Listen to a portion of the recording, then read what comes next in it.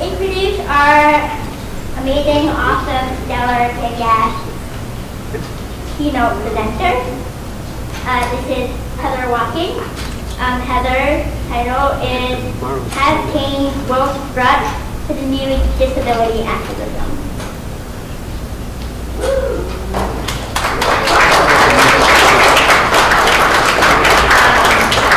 Heather will lead us in her own narrative and lived experiences of being a Black disabled woman who has gone from feeling uncomfortable to encompassing the new normalcy of her disability and disability activism.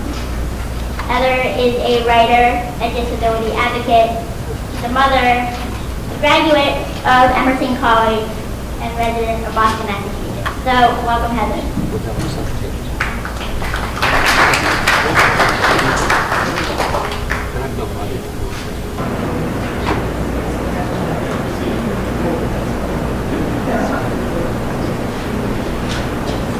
Good morning, everyone. Good morning.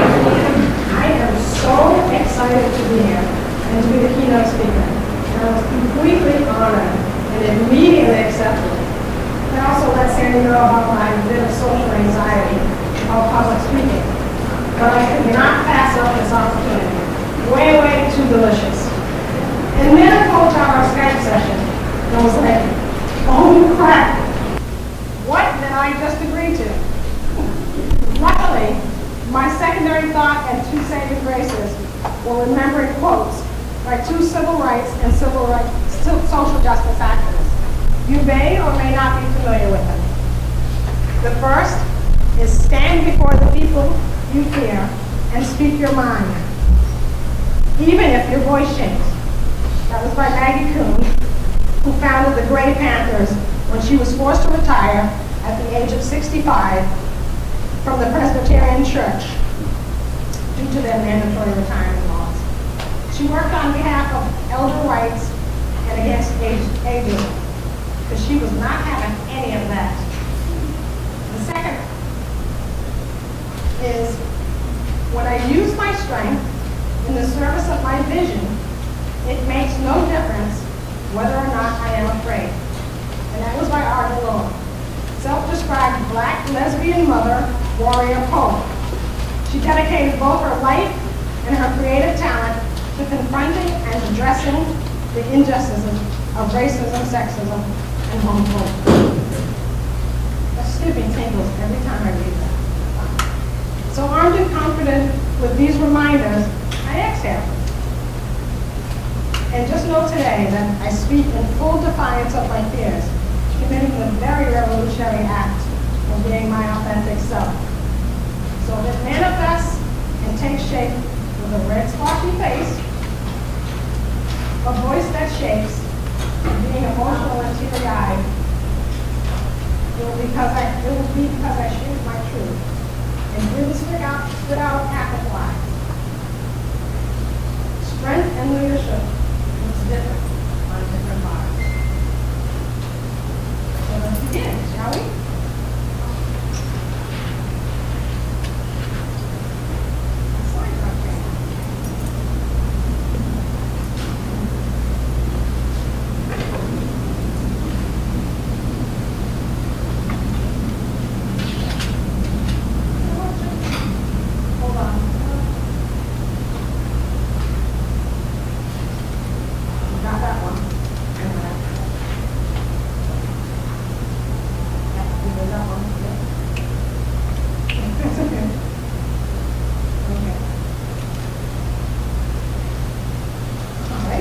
My name is Heather Watkins. I'm a disability advocate, author, mother, blogger, daydreamer, and chocolate lover. Any daydreamers and chocolate lovers in the house?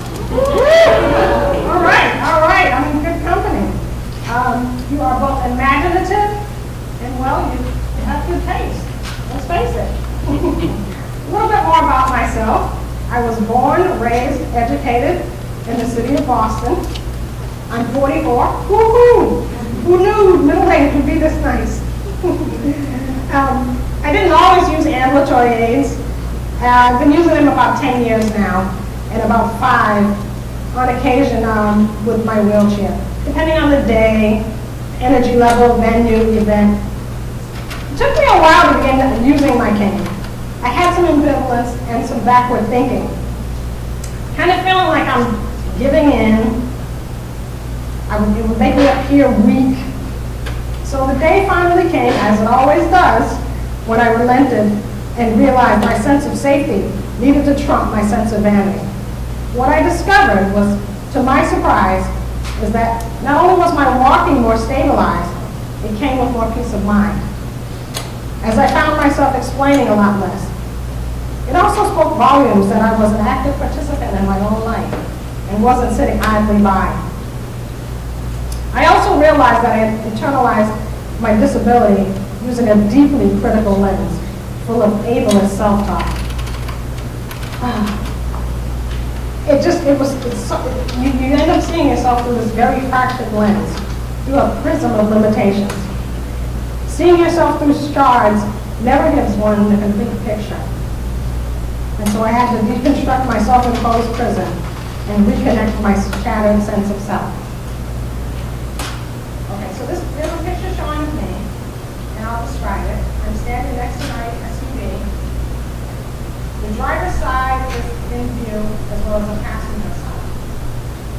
Behind me is a distressed wall, and I'm wearing a white t-shirt, black jogging pants, an infinity scarf, and my hair's pulled back, and I have pearl earrings.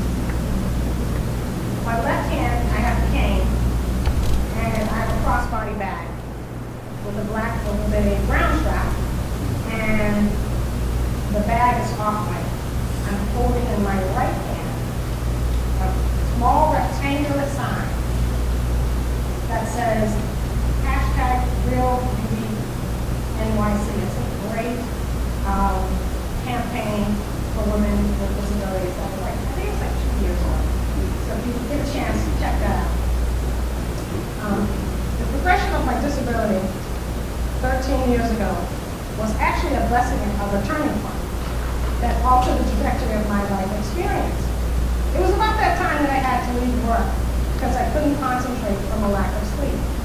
Many nights I got barely 4 hours of sleep and woke up for months with a migraine for the first hour of the day.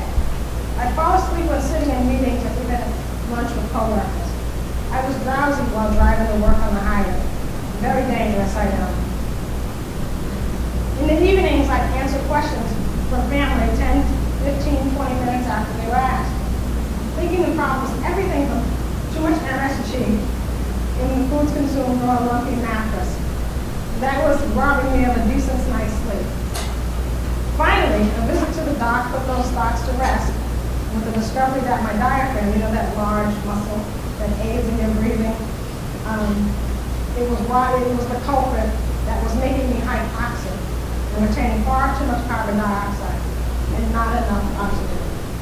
Long story short, I was sent home with a robo-breather, mechanical ventilation, and something that many of us use who have weakened respiratory muscles. This, I'm telling you, it brought so much more peace of mind and many exhales.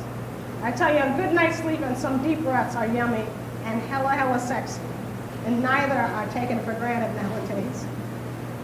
And with more breaths, I also had more breathing room and time, lots of it, to ponder and self-reflect what I would do next with this new normalcy, and consider how I would respond to change and challenge, since especially I had little eyes watching. My daughter, who was 10 years old at the time. It was very important for me to be a role model to her, but to also have her really understand how her mother accepted this new change. It was important for me to set an example, one where I set about finding my passion and purpose in life, and realized it was disability advocacy. And when I began availing myself to advocacy circles, it was transformative. Because I started meeting so many people with cross disabilities who were mobilized in ways and numbers I had never been normalized.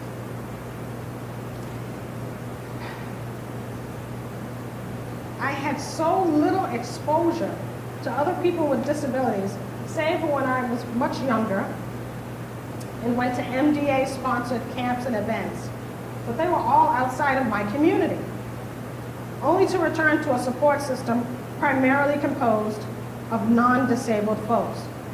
Now I note this because you tend to take on the worldview of those who surround you.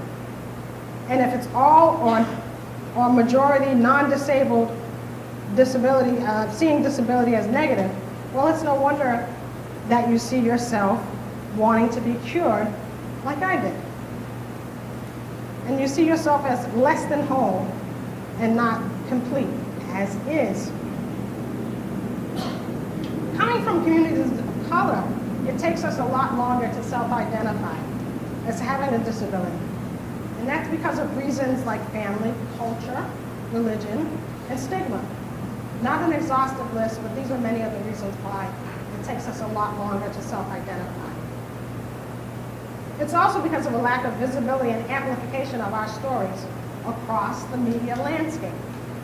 Now, the danger of this is that the lack of visibility and profile is that many of the same stories get circulated, and the concept of what disability looks like without using an intersectional lens is incomplete. I love it when Chimamanda Ngozi Adichie, the Nigerian novelist and feminist, say, "The single story creates stereotypes." And the problem with stereotypes is not that they are untrue, but that they are incomplete. They make one story the only story. So when I began meeting folks whom I started finding commonality with in these advocacy circles, it was such a spirit boost, and I discovered an increased sense of awareness and confidence. I began to understand that disability came with culture, pride, and political movement. That it was way beyond medical diagnosis. It's an identity marker. The dis prefix is not just un and not, but also has another meaning from the Latin and Greek derivatives, meaning duo, two, or second ability, hence another way of doing something. That a key piece of legislation ensures my civil rights as a disabled person, that it existed in the form of the Americans with Disabilities Act, signed into law July 1990. It's also not lost on me that I speak today at the convergence of three movements: the civil rights movement, the women's movements, and the disability rights movements. So there were many of my forebears in the struggle who stood up, sat in, or even crawled, as in the Capitol crawl of March 1990, forcing Congress's hand for the aforementioned eventual signing of the ADA. But you know, when I see pictures and read stories of these struggles and movements, I wonder, where are the Harriet Tubmans? Where are the Fannie Lou Hamers? And where are the Brad Lomaxes? Where are the disabled folks of color? Why are we like unicorns when we're found? I wonder this, why are we not reflected in meaningful ways, in comprehensive lights, as being in need of care, caregivers, and community builders all at once? And I know many women of color, as well as many women across the board, who exist in that continuum. Any redaction of our bios is a reduction of our societal contributions, reinforcing stereotypes and more incomplete stories. So much of my biography has been informed by my biology, and I've learned to see my efflorescence in evolving from embarrassment to encompassing, blooming right on past overcoming. And the rich tapestry of my experience is made possible by my self-reflection and repeated interaction with folks who dared to commit revolutionary acts of being Black, disabled, and proud. So in closing, as you move throughout your day in this event and throughout your life with the experience of having a disability, I implore you to be mindful of your privilege and we all have them. Share and use your platforms to help others who are multiply marginalized by helping amplify voices and profiles of disabled folks of color who remain largely absent across the media landscape, whose skin tone, gender, neurodiversity, communication style, and lived experience may not mirror your own. And if when you find yourself shifting in your seats, tapping your feet, when someone is sharing their stories and lived experience, know that that discomfort is an indicator of beliefs that may need to be dislodged, that dissonance is taking place. Do practice self-care on the path of forming new levels of awareness, bridging gaps in culture, forming new bonds as you develop more evolved perspectives of what it means to live with disabilities beyond your own experience. I appreciate your time. Thank you.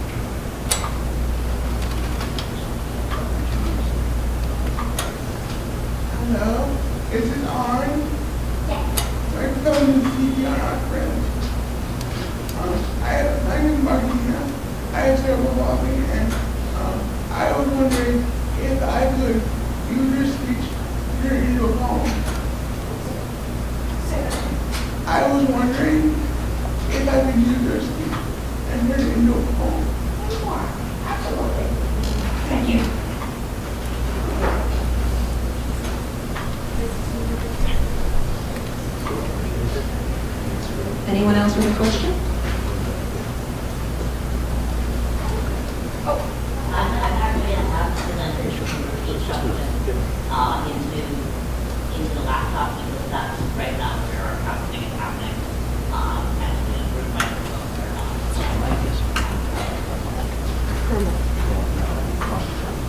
Good morning, my name is Charlotte. I wanted to know if you're engaged in any activities here in the Boston area around the issue of disability and intersectionality, particularly around the areas you were just speaking about. I'd love to talk with you. Yes.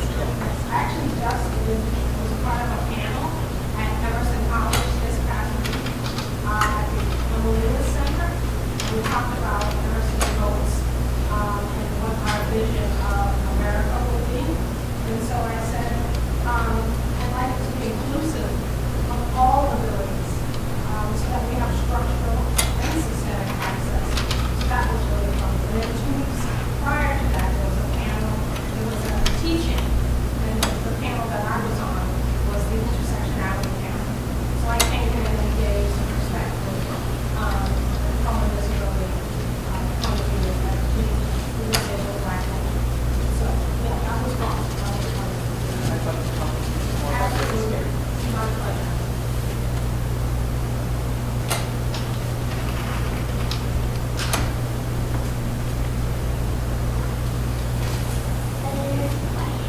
Hi. Thank you for your courage, first of all, for coming up and speaking. It was amazing. So one of the really, really important things that you said that really spoke to me was that the people surrounding you were able-bodied, and that's how you saw what normal was. And growing up, I've always been openly gay. I'm proud of myself, proud of my identity, but I come from a very conservative community, and I found myself kind of heteronormatizing myself. So I was wondering if you could speak a little bit more about how you got out of that, how you challenged that status quo. What I was saying was the most transformative for me was to stop thinking all that, just being non-disabled, availing myself of advocacy service, where I was seeing so many different across disability who were out and about and in full charge of their life. And so when I saw that, I started to lift the cap up my own potential, because I kept seeing myself in this limited capacity. And so for me, that was creating like this self-imposed prison. I mean, you can only do this. I mean, just what it is, some of its limitation, and that's okay. However, there is this comprehensive aspect that we're not considering. So you have to see it like a full context. Like I was saying, I'm a woman who needs care. I'm a caregiver and a community builder. I can do that all at once. But part of the problem is we don't see that across the media landscape. So we get these very one-dimensional views of what it means to live with a disability. That's problematic. Because how we conceptualize anything is because we need to have sort of this repeated, this repetition to it, right? And it was speaking, coming out that is wonderful. My daughter is a member of their community as well. And I always say that I'm looking for my great women, because my mother is such a survivor, and my daughter, so that I wanted to make sure that she had this experience to be herself, not be an exact clone of me, because that's not what I want. And if I was going to tell her to go out and do the world, then I had to provide an example of her to do that. And so that's how she was so self-assured. She's 22 now, and she's a rebel. She's a hard head. And we are definitely two alpha females in my house. We've all had daughters, but it's a good mix, because she's giving me back what I gave her. So that's how I know I'm and disability permeates every aspect of the living experience. So it certainly helped me parent, because I had a lot of parents that made me consider, parents would consider all of my choices, and my parenting benefit from having to slow down life. And that's why I call my blog Slow Walker, See What We Can Live With. That's what happened to me. It was circumstantial, but I was able to pick up so much more because I had so much when I wanted to do this. Thank you very much. Thank you so much. Thank you.